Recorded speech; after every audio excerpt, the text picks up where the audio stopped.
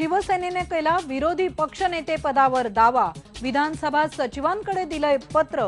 विरोधी पक्षनेते पदासाठी सुचवलं एकनाथ शिंदेंचं नाव। नमस्कार, मी अलका दुक्कर। या घडीची ही सगळ्यात महत्त्वाची राजकीय बातमी आहे। विरोधी पक्षनेते पदावर शिवसेनेने दावा ठोकणं याचा अर्थ राष्ट्रवादी काँग्रेसच्या पाठिंब्याशिवाय भाजपचं सरकार बनू शकणार नाहीये, कारण शिवसेना आता भाजपला पाठिंबा देणार नाही हे एक प्रकारे निश्चित झालंय। बघणार आहोत ही बातमी अधिक सविस्तर, पण त्याआधी बघूया गावाकडच्या बातम्यांच्या हेडलाईन्स। हिंगोली जिल्ह्यात एकाच आठवड्यात 5 शेतकऱ्यांच्या आत्महत्या। अपुऱ्या पावसामुळे दुबार पेरणी करूनही पीकच न आल्यानं शेतकऱ्यांनी संपवलं आयुष्य। गोंदियामधल्या शेतकऱ्यांनी धरलाय आधुनिक शेतीचा मार्ग। शेतीसाठी मजूर मिळत नसल्यानं यंत्रांचा वापर वाढला।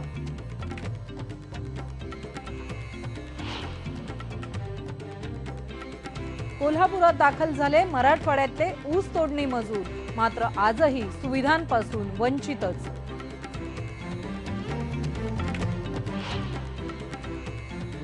रत्नागिरी जिल्ह्यातल्या पाचपांढरी गावातल्या महादेव कोळींना मिळेनात जातीचे दाखले।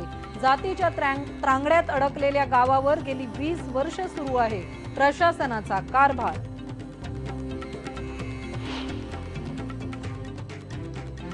आणि वसईमध्ये पुसल्या जात आहेत इतिहासाच्या पाऊलखुणा। 2 वर्षांपूर्वी सापडलेल्या प्राचीन वस्तू पडल्यात केराच्या टोपलीत। भारतीय पुरातत्व विभागाच्या अधिकाऱ्यांचं होतंय दुर्लक्ष।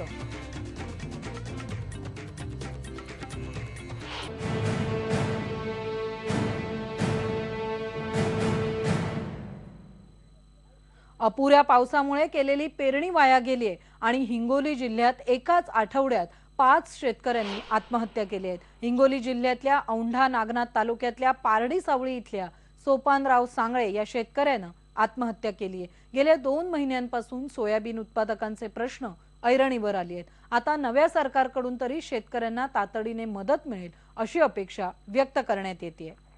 आतापर्यंत एका आठवड्यात सेनगाव तालुक्यातल्या खुडच इथल्या नवनाथ घोसीर, कळमनुरी तालुक्यातल्या गौळ बाजार इथल्या राजू कदम तर एकट्या औंढा नागनाथ तालुक्यात 3 शेतकऱ्यांनी आपलं जीवन संपवलंय। यामध्ये अनखळीवाडी इथल्या मारोतराव चाटे तर पारडी सावळी इथल्या सोपानराव सांगळे आणि पारडी सावळी इथल्याच या सगळ्या परिसरातल्या शेतकऱ्यांचा समावेश आहे।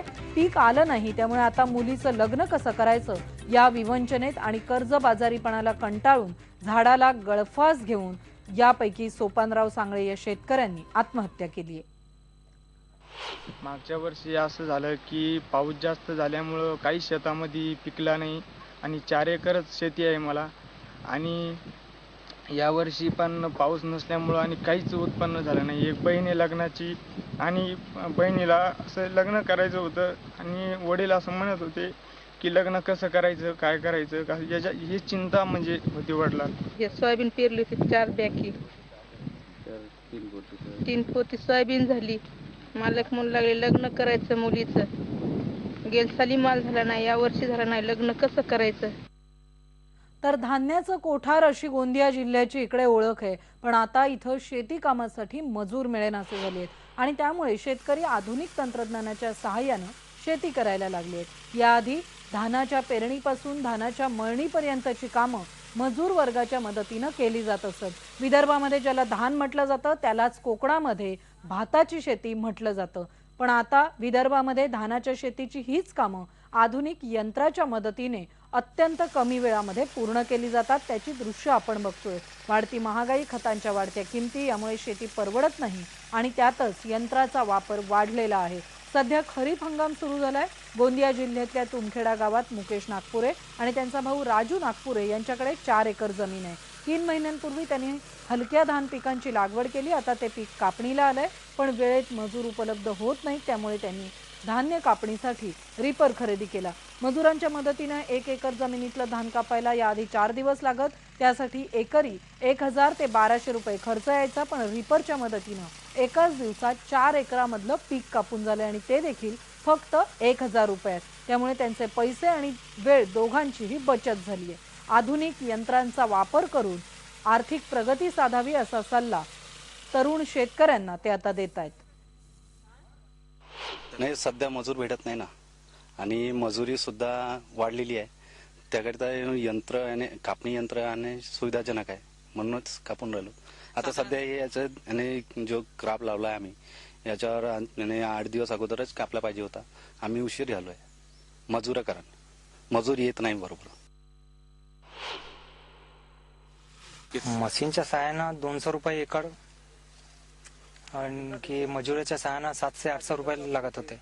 तर ते 700-800 रुपये देऊन बी आम्हाला ते मजूर भेटत नाही. आणि या बातम्यांसोबत गावाकडच्या बातम्यांमध्ये एक ब्रेक घेणार आहोत आणि ब्रेक नंतर पाहणार आहोत रत्नागिरी जिल्ह्यातल्या 5पंढरी गावातल्या महादेव कोळींना मिळेनात जातीचे दाखले.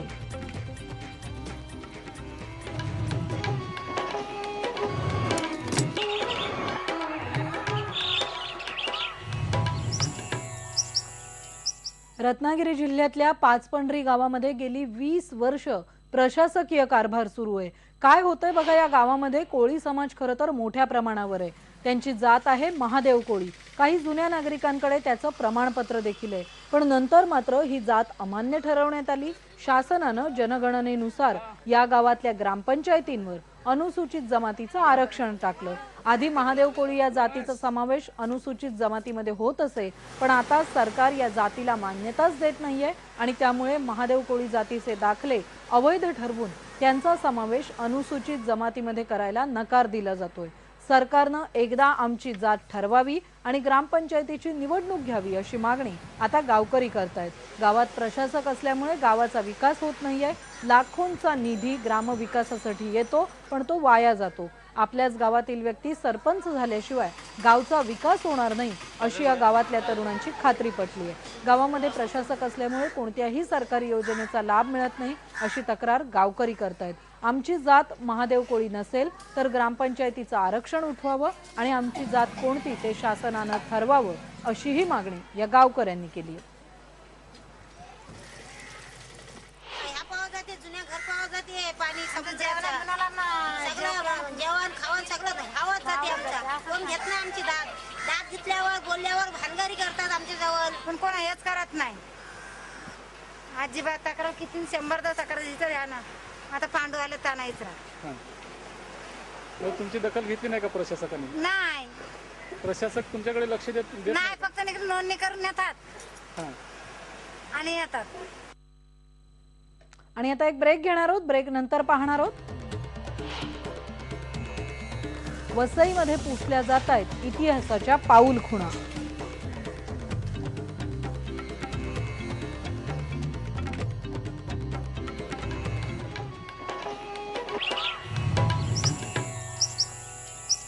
बातमी वसईची आहे. वसई तालुक्याला ऐतिहासिक वारसा लाभलाय, मात्र या वारशाचं जतन होण्याऐवजी त्याकडे दुर्लक्ष होतंय.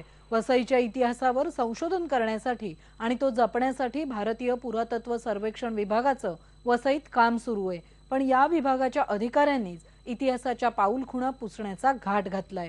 वसईतल्या किरवली तलावाजवळ 2 वर्षांपूर्वी पोर्तुगीज पूर्व काळातला इसवी सन 1248 मधला ऐतिहासिक शिलालेख बेवारस सापडलाय. हा शिलालेख शिलाहारा राजाच्या काळातला आहे. वसईच्या किल्ल्यातही पुरातत्व विभागाला मातीचे घडे, भांडी, कोरीव काम केलेले दगड, तोफांचे गोळे, लोखंडी अवजारं आणि मानवी हाडं अशा वस्तू सापडल्या, पण या सगळ्याचं जतन करण्याऐवजी त्या केराच्या टोपलीत टाकल्या जात आहेत. आम्ही लहानपणापासून एवढे होते तेव्हापासून बघतो तो दगड. काय त्या दगडावरती काय आहे? काय ते दगडावर एका बाजूला चंद्र आणि एका बाजूला सूर्य असं आहे, पण ते खाली जे लिखाण आहे ते कुठच्या भाषेत आहे ते आम्हाला काय ते समजत नाही. हा एकदम खालीच्या विहिरीच्या खाली एकदम होता, असा म्हणजे कड्यावर, पण कडा सोडून खाली. आणि आता जव्हारची बातमी बघूया. जव्हारमध्ये आदिवासी साहित्य संमेलन झालंय. पारंपरिक उत्साहामध्ये शनिवारी पाहुण्यांचं आणि साहित्यिकांचं तारपा नृत्याच्या तालावर स्वागत झालं. विमलाताई पटेकर या अधिवेशनाच्या अध्यक्ष आहेत. राज्याच्या विविध भागातून नामवंत आदिवासी साहित्यिक या संमेलनासाठी जव्हारला जमलेत. एकात्मिक आदिवासी प्रकल्प कार्यालय आणि मासाहेब शैक्षणिक संस्थेच्या वतीनं हे संमेलन आयोजित करण्यात आलं.